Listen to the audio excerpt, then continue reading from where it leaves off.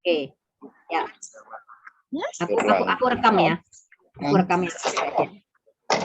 Oke. Jadi dia seorang penulis. Dia itu lagi habis kena operasi, dia tulisin seperti itu, harus ngeluarin empedu dan dia terbaring di cukup lama di ranjang. Terus di tahun yang sama dia udah usia 59 tahun dan memasuki usia pensiun. Terus dia harus keluar dari pekerjaan yang di mana dia suka, di perusahaan yang dia suka. Oke. Kemudian dia harus ninggalin pekerjaan yang sudah dia tekuni selama 32 tahun. Nah, di tahun itu juga dia ditinggalkan oleh ayah yang tercinta. Dia tulis, di tahun itu juga saya ditinggalkan ayah saya yang tercinta. Kemudian masih di tahun yang sama, tahun itu juga ya, anak saya gagal di ujian akhir kedokteran karena kecelakaan mobil. Biaya bengkel akibat kerusakan mobil adalah puncak kesialan di tahun lalu.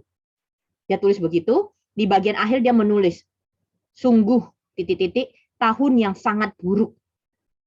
Gak seberapa lama istrinya masuk. Istrinya masuk ke ruangan, terus dia ngeliatin suaminya kok sedih, kok termenung gitu loh. Terus dari belakang istrinya lihat, istrinya baca. Istrinya baca apa yang dituliskan sama sang suami. Terus setelah dia baca, perlahan-lahan istrinya mundur dan keluar dari ruangan. 15 menit kemudian dia masuk lagi dan meletakkan sebuah kertas berisi tulisan sebagai berikut. Dia kasih nih, apa yang tadi istrinya tulis. Dia bilang gini, tahun lalu akhirnya suami saya berhasil menyingkirkan kantong empedunya yang selama bertahun-tahun membuat perutnya sakit. Titik-titik. Terus ditulis lagi, di tahun itu juga saya bersyukur suami bisa pensiun dengan kondisi sehat dan bahagia. Saya bersyukur kepada Tuhan, dia sudah diberikan kesempatan berkarya dan berpenghasilan selama 32 tahun untuk menghidupi keluarga kami. Sekarang, suami saya bisa menggunakannya waktu lebih banyak lagi untuk menulis yang melupakan hobinya dia sejak dahulu. Pada tahun yang sama, mertua saya berusia 95 tahun. Tanpa sakit apa-apa, telah meninggal dengan damai dan bahagia. Dan masih di tahun yang sama pula, Tuhan telah melindungi anak saya dari kecelakaan yang hebat. Mobil kami memang rusak berat akibat kecelakaan tersebut. Tetapi anak saya selamat tanpa cacat sedikit pun. Pada kalimat terakhir istrinya menulis begini. Tahun lalu adalah tahun yang penuh berkah yang luar biasa dari Tuhan. Dan kami lalui dengan penuh rasa takjub dan syukur. Sang penulis tersenyum haru dan mengalir air mata yang hangat di pipinya. Ia berterima kasih atas sudut pandang yang berbeda untuk setiap peristiwa yang telah dilaluinya tahun lalu. Jadi perspektif yang berbeda telah membuatnya bahagia. Jadi kalau kita lihat ya di dalam hidup ini kita harus mengerti bahwa bukan kebahagiaan yang membuat kita bersyukur. Namun rasa bersyukurlah yang akan membuat kita bahagia. Nah, dapat apa kalian dari cerita ini? Dapat bahagia. Dapat bersyukur. Dapat bersyukur. Dapat respons. Nah, dapat respon. Terus? Ya udah. Dapat respon. Dapat apa lagi? Maksudnya kalian belajar sudut pandang yang berbeda. Iya, maksudnya meresponi suatu, ya belajar untuk meresponi suatu peristiwa.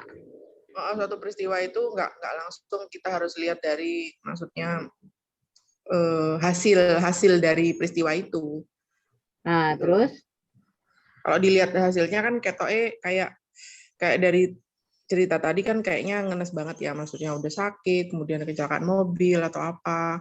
Tapi kalau dari sudut pandang yang berbeda dari peristiwa itu, ngalamin apanya gitu loh. Ngalamin selamatnya, ngalamin sembuhnya gitu loh.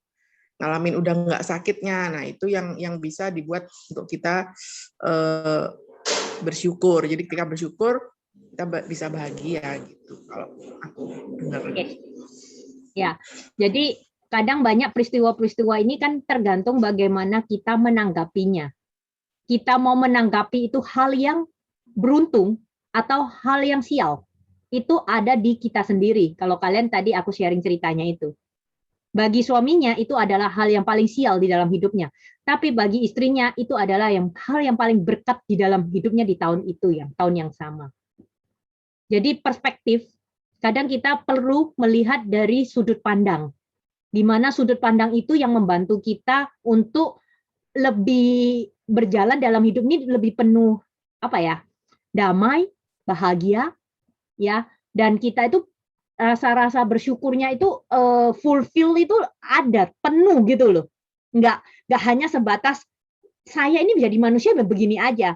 Jadi saya bilang, oh Tuhan itu keren banget ya. Tuhan itu memberikan kita sebuah otoritas juga untuk memberikan kita pilihan untuk memutuskan. Kita itu nggak diciptakan seperti robot yang sudah didesain ya udah jalanin itu. Padahal setiap dari kita memang didesain sama Tuhan untuk punya tujuan masing-masing. Cuma Tuhan itu juga memberikan kita lu dikasih kebebasan untuk memilih dan memutuskan. Nah, tergantung sekarang kita gini, dalam saya proses dalam hidup di dunia ini, bagaimana saya memutuskan dan mengizinkan diri saya menjadi pribadi yang kayak gimana.